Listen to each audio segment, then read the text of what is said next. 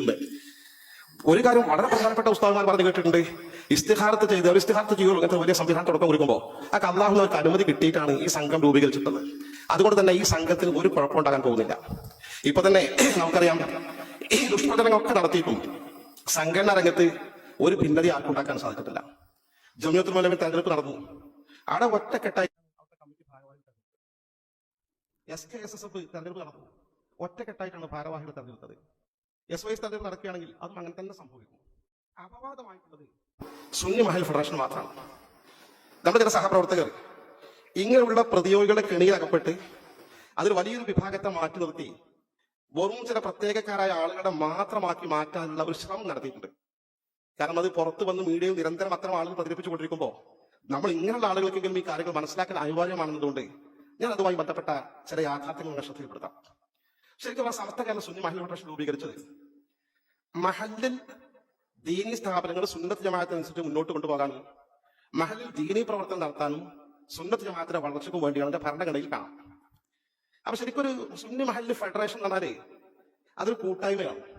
മഹല്ലിലെ ഉലമാക്കൾ മുതലുണ്ടാകും, ഉമറാക്കൾ ഉണ്ടാകും, അവിടെയുള്ള എല്ലാ സംഘടനകളും അവിടെ സംഘടന പ്രതിനിധികളുണ്ടാവും, മദ്രസന്റെ കമ്മിറ്റി ആളുകളുണ്ടാവും. എല്ലാവരും കൂടി ഒരു കൂട്ടായ്മയാണ് സമസ്ത കേരള സുന്നി മഹൽ ഫെഡറേഷൻ. അതിന്റെ ഭരണഘടന അങ്ങനെ പറയുന്നത് സാധാരണ ഒരു വിഭാഗത്തെ മാത്രം പ്രതിനിധീകരിക്കുന്നതല്ല.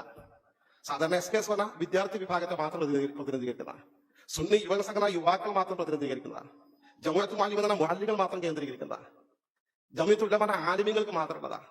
സമസ്ത കേരള സുന്നി മഹൽ ഫെഡറേഷൻ എന്ന അതിന്റെ ഭരണഘടന നിർവചിച്ചിട്ടുണ്ട്. എല്ലാ വിഭാഗം ആൾക്കാർ ഉൾക്കൊള്ളുന്നു.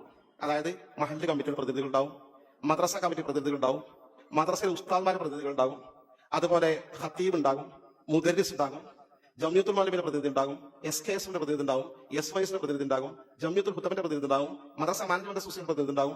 ഒക്കെ കൂടാതെ ആ മഹൽ പഞ്ചായത്തിലെ 5 പ്രധാന ആലിമീങ്ങൾ ഉണ്ടാവും.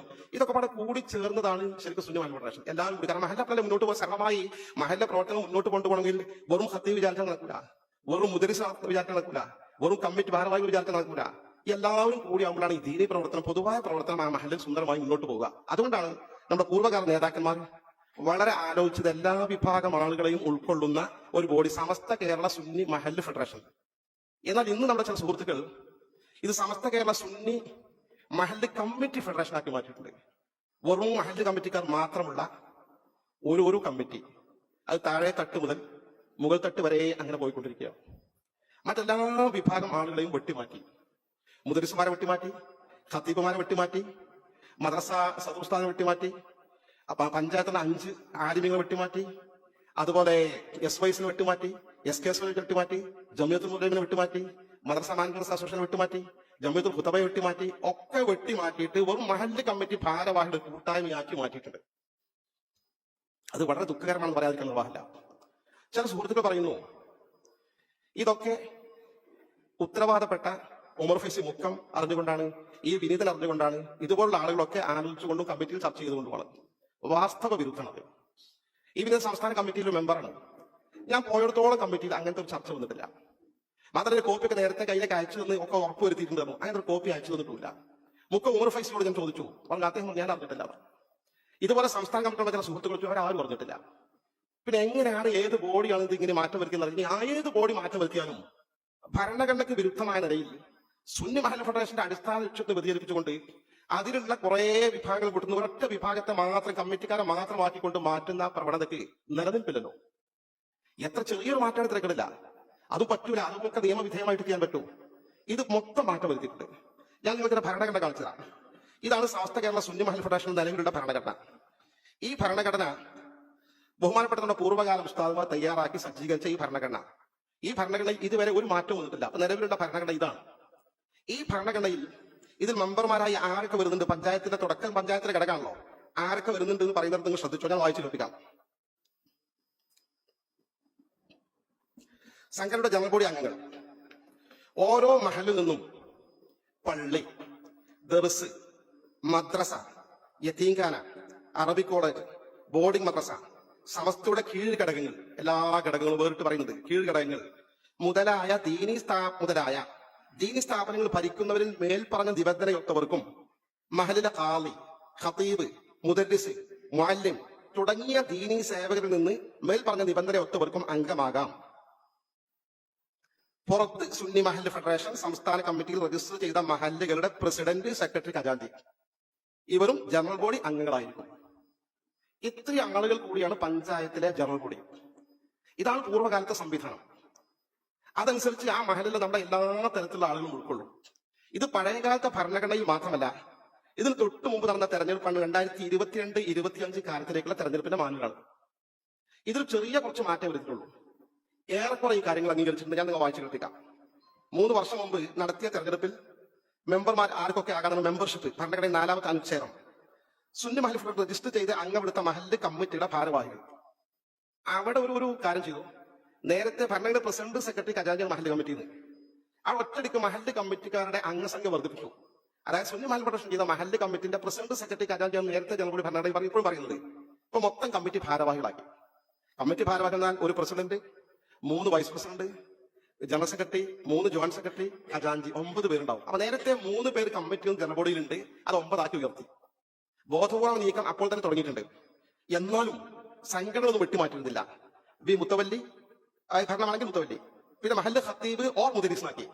ഏതെങ്കിലും ഒരാൾ. നേരത്തെ ഖത്തീബും മുദരിസും ജനറൽ ബോഡിയിലുണ്ട്. ഇത് 2-ൽ ഒരാളാക്കി ചുരുക്കി. ഖത്തീബ്, മുദരിസ് 2-ൽ ഒരാൾ. പിന്നെ പഞ്ചായത്തിലെ സമസ്ത ആദർശപ്രകാരം നടത്തിവരുന്ന ഉന്നത ദീനി സ്ഥാപനം പ്രതിനിധീകരിക്കുന്ന 2 പേർ. അപ്പൊ എല്ലാ പഞ്ചായത്തും ഉണ്ടായിക്കോണമെന്നില്ല, ഇരിക്കട്ടെ. അടുത്തത് F. പഞ്ചായത്ത് പരിധിയിൽ താമസിക്കുന്ന 5 പണ്ഡിതന്മാർ. അത് നല്ല ശ്രദ്ധിക്കട്ടെ. പഞ്ചായത്ത് പരിധിയിൽ താമസിക്കുന്ന 5 പണ്ഡിതന്മാർ. ആ പഞ്ചായത്തിലെ പഞ്ചായത്തിൽ താമസിക്കുന്ന 5 ആലിമികൾ. പിന്നെ G. Samastha Kerala Jamiyyathul ഉലമയുടെ കീഴ്ഘടകങ്ങളായ SYS, SKSSF, RJM, SKMMA, SCA, Kerala സംസ്ഥാന എംപ്ലോയീസ് അസോസിയേഷൻ, SKJQ എന്നിവയുടെ പഞ്ചായത്ത് കമ്മിറ്റികൾ തെരഞ്ഞെടുത്തിരുന്ന പ്രതിനിധികൾ, ഓരോ പ്രതിനിധികൾ. ഇവരാണ് SMFന്റെ പഞ്ചായത്ത് കൗൺസിലർമാർ. ഇവർക്കാണ് മെമ്പർഷിപ്പ് നൽകേണ്ടത്. നമ്മളൊക്കെ ഈ പഞ്ചായത്ത് തെരഞ്ഞെടുപ്പിൽ കണ്ടതാണല്ലോ. ഏതെങ്കിലും നമ്മുടെ ഘടകങ്ങൾക്ക് മെമ്പർഷിപ്പ് കിട്ടിയോ? ഇല്ലല്ലോ. ജംഇയ്യത്തുൽ ഉലമ കിട്ടിയിട്ടുണ്ടോ? നിങ്ങൾ കിട്ടിയിട്ടുണ്ടോ? ഇല്ല. SKS കിട്ടിയിട്ടുണ്ടോ? SYS കിട്ടിയിട്ടുണ്ടോ? എംപ്ലോയീസ് അസോസിയേഷൻ കിട്ടിയിട്ടുണ്ടോ? ഇല്ല. ജംഇയ്യത്തുൽ ഉലമ കിട്ടിയിട്ടുണ്ടോ? കിട്ടൂല. കാരണം ഇതൊക്കെ അന്നുണ്ടായിരുന്നു. ഈ തെരഞ്ഞെടുപ്പ് ഇതൊക്കെ ഇവർക്കൊക്കെ കൊടുക്കണം എന്ന് പറഞ്ഞിരുന്നു. 3 കൊല്ലം മുമ്പ് അത് നിലവിലുണ്ട്. അപ്പോൾ പോലും മാറ്റിയിട്ടില്ല. എന്നാൽ 3ാമതായി ഭരണഘടന അങ്ങനെ, 2022 മാനുവൽ അങ്ങനെ, 3ാമതായി ഇപ്പോൾ നിലവിലുള്ള മാനുവൽ ഇതാണ്, 2025-28. ഈ മാനുവൽ മെമ്പർഷിപ്പ് കിട്ടാതിരിക്കാൻ കാരണമാണ് ഈ മാനുവലിൽ അവർ വരുത്തിയ ഭേദഗതി. മെമ്പർഷിപ്പ് അവിടെ ഞാൻ വായിച്ചു തരാം. ആർക്ക് മെമ്പർഷിപ്പ് കൊടുക്കേണ്ടത്? സുന്നി മഹല്ല് ഫെഡറേഷൻ രജിസ്റ്റർ ചെയ്ത അംഗത്വമെടുത്ത മഹല്ല് കമ്മിറ്റി ഭാരവാഹികൾ. ഒറ്റയടിക്ക് മഹല്ല് കമ്മിറ്റിയിൽ നിന്ന് 9 ആളുകൾ. നമുക്ക് മഹല്ല് കമ്മിറ്റിക്കാരുടെ എതിർപ്പിൽ അവർ വേണം. എല്ലാവരും കൂടിയാണ് നടത്തിക്കൊണ്ടു പോകേണ്ട. സുന്നത്ത് ജമാഅത്തിന്റെ വളർച്ചയ്ക്ക് മഹല്ല് കമ്മിറ്റിക്കാർ വേണം. അവിടുത്തെ മുദരിസ് വേണം, അവിടുത്തെ ഖത്തീബ് വേണം, അവിടുത്തെ സദർ മുഅല്ലിം വേണം, അവിടുത്തെ മറ്റ് സംഘടനാ പ്രതിനിധികളൊക്കെ വേണം. അവർ ഒരുമിച്ച് പ്രവർത്തിക്കേണ്ടത്. മഹല്ല് കമ്മിറ്റി അംഗത്വം കൂടട്ടെ, ഭാരവാഹിത്വം 9 ആളാകട്ടെ. പിന്നെ മുത്തവല്ലി ഉണ്ടെങ്കിൽ മുത്തവല്ലി. പിന്നെ ഉന്നത വിദ്യാഭ്യാസ സ്ഥാപനങ്ങൾ അതൊന്നും അധിക സ്ഥലത്തും ഉണ്ടാവില്ല. നിലവിലെ പഞ്ചായത്ത് കമ്മിറ്റി തെരഞ്ഞെടുത്ത സ്ഥിരതാമസക്കാരനും സ്വദേശിയുമായ മഹല്ല് കമ്മിറ്റിയുടെ അംഗീകാരത്തിലുള്ള 5 പണ്ഡിതന്മാർ ജോലിക്ക് വന്ന് താമസിക്കുന്നവർ ആകരുത്. അത് ശ്രദ്ധിച്ചത്. മഹല്ലിലെ 5 പണ്ഡിതന്മാർ, പഞ്ചായത്തിലെ 5 പണ്ഡിതന്മാർ എന്ന് പറഞ്ഞാലേ പഞ്ചായത്തിൽ നിന്ന് മുദരിസിനെ ഉൾക്കൊള്ളിക്കുക, ഖത്തീബിനെ ഉൾക്കൊള്ളിക്കുക, സദർ മാലിമിനെ ഉൾക്കൊള്ളിക്കുക, മർസൽ മാലിമിനെ ഉഷാർ പ്രവർത്തനം അവരെ ഉൾക്കൊള്ളിക്കുക, വേറെ നല്ല ഉസ്താദന്മാർ പ്രവർത്തിക്കുന്ന ആൾക്കാരുണ്ടോ നാട്ടിലുണ്ട്, അവരൊക്കെ ഉപയോഗപ്പെടുത്താം. എന്നാൽ നേരത്തെ ഭരണഘടനയിൽ പറഞ്ഞതിൽ നിന്നും ആദ്യത്തെ 2022 പറഞ്ഞ മാനുവലിൽ നിന്നും വ്യത്യസ്തമായി അവിടെ പറഞ്ഞ പഞ്ചായത്തിലെ 5 ആലിമികളാണ്. ഇവിടെ കൈത് കൂട്ടിക്കൊടുത്തൊരു ഉപാധി എന്താ? പഞ്ചായത്തിലെ സ്ഥിരതാമസക്കാരായ 5 പണ്ഡിതന്മാർ മഹല്ലിലെ ജോലിക്ക് വന്ന് താമസിക്കുന്നവരാകരുത്. അങ്ങനെ പറഞ്ഞ 5 പണ്ഡിതന്മാരെ കിട്ടാൻ പ്രയാസമാണ്. ഖത്തീബ് മുദരിസ് കൂളായിട്ട് വെട്ടം അല്ലെങ്കിൽ വെട്ട 5 മഹല്ലിലെ സ്ഥിരതാമസക്കാരായ, ഒന്ന് താമസിക്കുന്നവരെ പറ്റിയുള്ള പ്രത്യേകം പറയുന്നത്, സ്ഥിരതാമസക്കാരായ 5 പണ്ഡിതന്മാരാണ്. നമ്മുടെ പണ്ഡിതന്മാരുടെ സ്വഭാവം എന്ന് വെച്ചാൽ പുറത്തല്ല ജോലി ചെയ്യാം. ഒരു പഞ്ചായത്തിലെ പണ്ഡിതന്മാർക്ക് ആ പഞ്ചായത്തിനെ ജോലി ചെയ്യാം. പണ്ഡിതന്മാർ പള്ളികളിൽ, മദ്രസകളിൽ, മറ്റു സ്ഥാപനങ്ങളിൽ ജോലിയെ പുറത്തായിരുന്നു. ആഴ്ചയിൽ വരും, ചിലക്കാർ 2 ആഴ്ചയിൽ വരും, ചിലർക്ക് മാസത്തിൽ വരും. ഇതാണ് പണ്ഡിതന്മാരുടെ സ്വഭാവം. സ്ഥിരതാമസക്കാരാകണം പറഞ്ഞാൽ ആ ആൾക്കാർക്ക് ഒന്നും ചെയ്യാൻ പറ്റൂല. അല്ല, ആ ആൾക്കാർക്കേ പറ്റൂ. പുറത്തു പോയി ജോലി ചെയ്യുന്ന ആളുകൾക്കേ പറ്റൂ. സ്ഥിരതാമസക്കാരാവുന്ന ആളുകൾ എന്ന് പറഞ്ഞാൽ ഇവിടെ വന്ന് സ്ഥിരമായി താമസിക്കുന്ന ആളുകൾ എന്ന് പറയുമ്പോൾ പുറത്തു പോകുന്ന ആളുകളെ പറ്റൂല.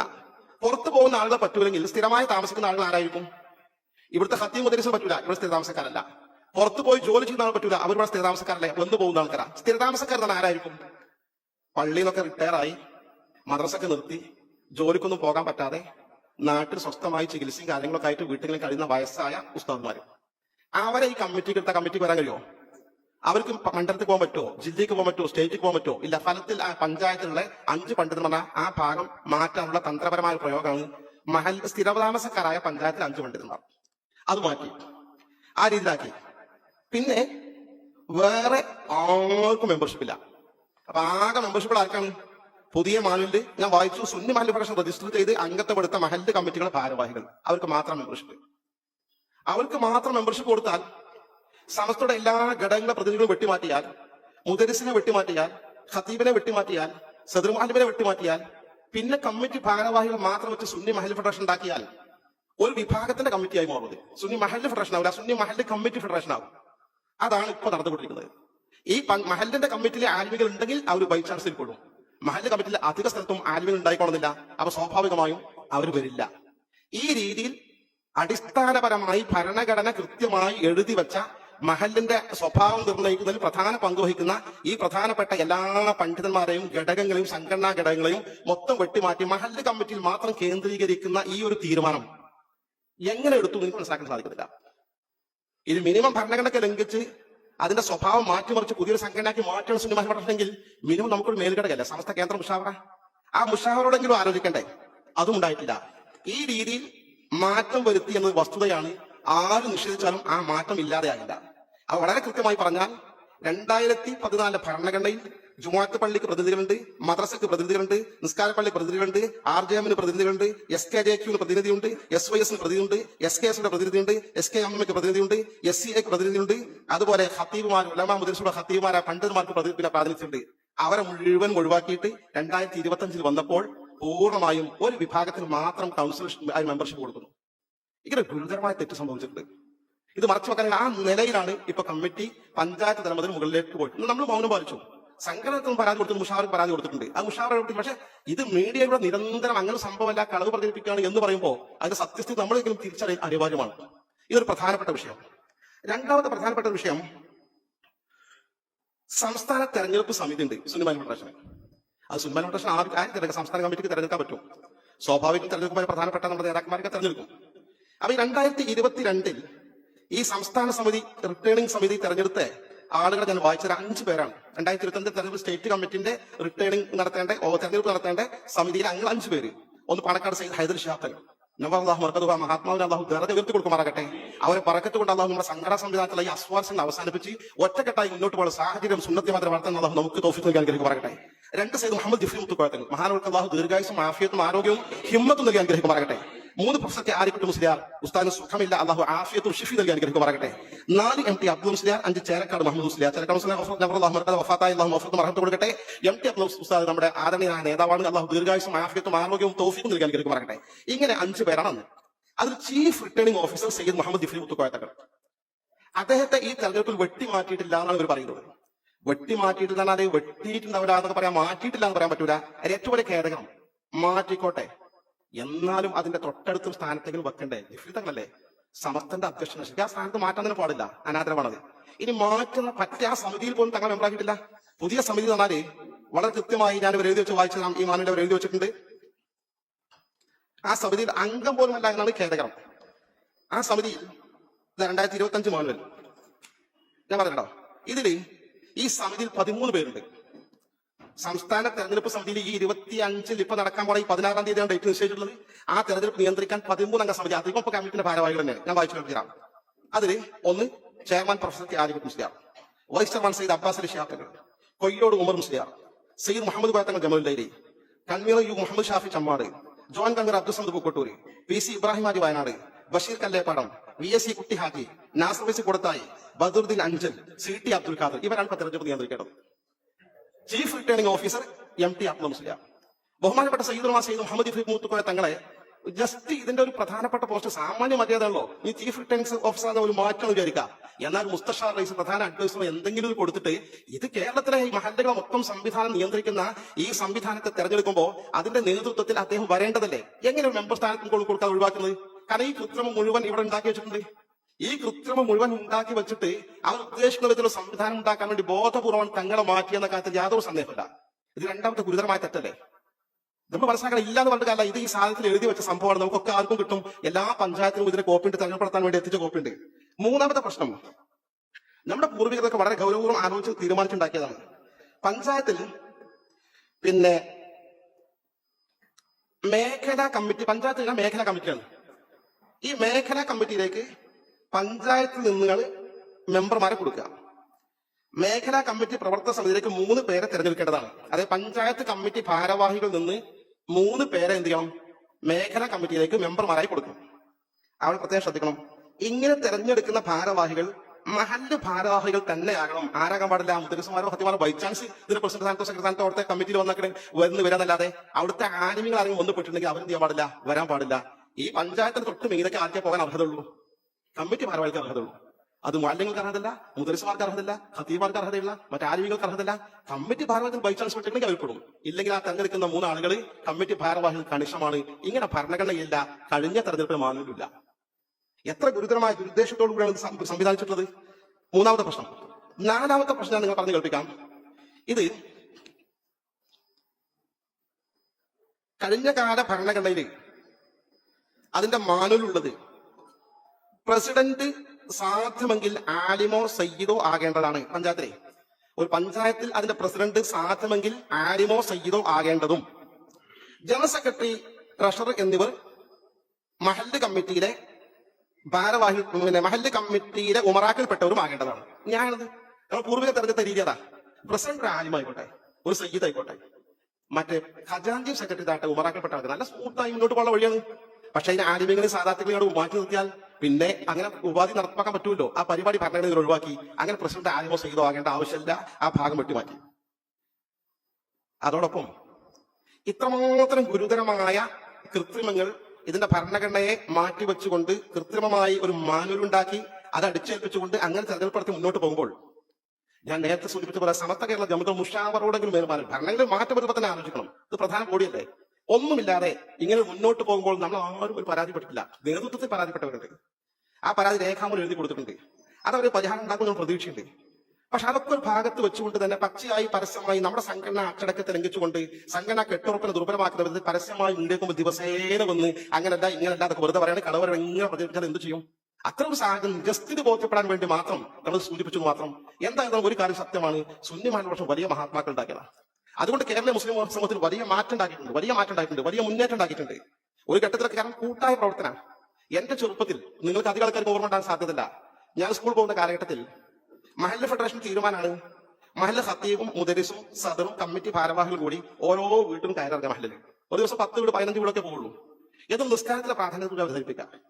അപ്പൊ നിങ്ങൾ എത്ര ആളുകൾ ഇന്ന ആൾക്കാർ നിങ്ങൾ നിസ്കരിക്കാൻ അവിടെ പള്ളിയിൽ വരലില്ല, അവിടെ തൊട്ടടുത്ത പള്ളിയിൽ പോലുണ്ടാവും വിചാരിക്കുന്നു. ഇല്ലെങ്കിൽ നിസ്കാരം തുടങ്ങണം. അതിന്റെ ഗൗരവം ഇങ്ങനെയാണ്. ജുമാക്ക് ഏത് പള്ളിയിലാണ് പോകാറുള്ളത്? ഇന്ന പള്ളിയിൽ. അവിടെ ഈ ജുമാക്ക് വരുന്ന ആളെ അറ്റൻഷൻ ശ്രദ്ധിക്കാൻ സംവിധാനം ആലോചിച്ചുകൊണ്ടിരിക്കുന്നുണ്ട്. എന്താണ് മഹല്ലിന്റെ ഈ കാര്യങ്ങൾ ദീനിയായ കാര്യങ്ങൾ ശ്രദ്ധിക്കാൻ വളരെ ഗൗരവത്തിൽ നല്ല ഉപദേശം കാര്യം കൊടുത്തിട്ട് ഒരു 5-10 മിനിറ്റ് ആ വീട്ടിലിരിക്കും. അപ്പൊ ചായ കട കൊടുക്കും. നല്ല സന്തോഷമായിട്ട് അടുത്ത വീട്ടിൽ പോകും. ഇങ്ങനെ ഒരു ബോധവൽക്കരണം നടത്തിയപ്പോ അന്ന് എന്റെ സ്വന്തം മഹൽ ജുമാല്ല, ഞാൻ പള്ളിശ്ശേരി മഹല്ല ജുമാക്ക് പോവുക. പിന്നത്തെ വെള്ളിയാഴ്ച പള്ളിശ്ശേരി മഹൽ ജുമാക്ക് ചെന്നപ്പോ പള്ളി നിറച്ച ആൾക്കാരെന്ന് മാത്രമല്ല പള്ളിയിലെ ആൾക്കാർക്കുള്ള പുറത്ത് നിറച്ച ആൾക്കാർ ആലിമികൾ പറഞ്ഞാൽ കേൾക്കുന്ന കാലഘട്ടം എന്നത്. എന്നിട്ട് പുറത്ത് ഒരുപാട് പായകളൊക്കെ അപ്പുറത്തുനിന്ന് കൊണ്ടുവന്ന് വിരിച്ചു. പിന്നെ എല്ലാ വെള്ളിയാഴ്ച ഇങ്ങനെ ആൾക്കാർ ലാസ്റ്റ് പള്ളിശ്ശേരി പള്ളി വികസിപ്പിച്ചു. അതേ സമയത്ത് കാളിയോ പള്ളി വികസിപ്പിച്ചു. ഇതേ പ്രശ്നം ജുമാക്ക് ആൾക്കാരെ കൊള്ളൂല. മറ്റു സ്ഥലങ്ങളിൽ പോയി വരുന്ന കുട്ടികളൊക്കെ എല്ലാ സ്ഥലത്തും ഉണ്ടായിട്ടുണ്ടാവും. ഇത്ര വലിയ മാറ്റം വരുത്തി മഹത്തായ അനുഗ്രഹീതമായ സംഘടനകൾ സുന്നി മഹല്ല് ഫെഡറേഷൻ അതിന് ആലിമികളെ മൊത്തം വെട്ടിമാറ്റി സംഘടനാപതികളെ മൊത്തം വെട്ടിമാറ്റി വെറും കമ്മിറ്റി ഭാരവാഹികൾ ഒതുക്കി നിർത്തിക്കൊണ്ട് സമസ്ത കേരള സുന്നി മഹല്ല് ഫെഡറേഷന് പകരം സമസ്ത കേരള സുന്നി മഹല്ല് കമ്മിറ്റി ഫെഡറേഷനാക്കി മാറ്റിയത് ദുഃഖകരമാണ്. എന്താണ് തിരുത്തപ്പെടേണ്ടതാണ്. ദയാനിധി റബ്ബ് സുബ്ഹാനഹു വ തആല ഇത്തരം തെറ്റുകളും അപാകതകളും കൃത്രിമങ്ങളും ഒക്കെ തിരുത്തി പൂർവ്വകാലത്തെന്ന പോലെ ഒറ്റക്കെട്ടായി പരിഹരിച്ച് സുന്നത്ത് ജമാഅത്തെ ശക്തിപ്പെടുത്തി സമസ്തക്ക് കരുത്ത് പകർന്ന് 100ാം വാർഷികം വളരെ നല്ല നിലയിൽ ആഘോഷിക്കാനുള്ള തൗഫീഖ് നമുക്ക് അല്ലാഹു ദയാനിധി റബ്ബ് നൽകി അനുഗ്രഹിക്കുമാറാകട്ടെ. ആമീൻ പ്രാർത്ഥിച്ചു.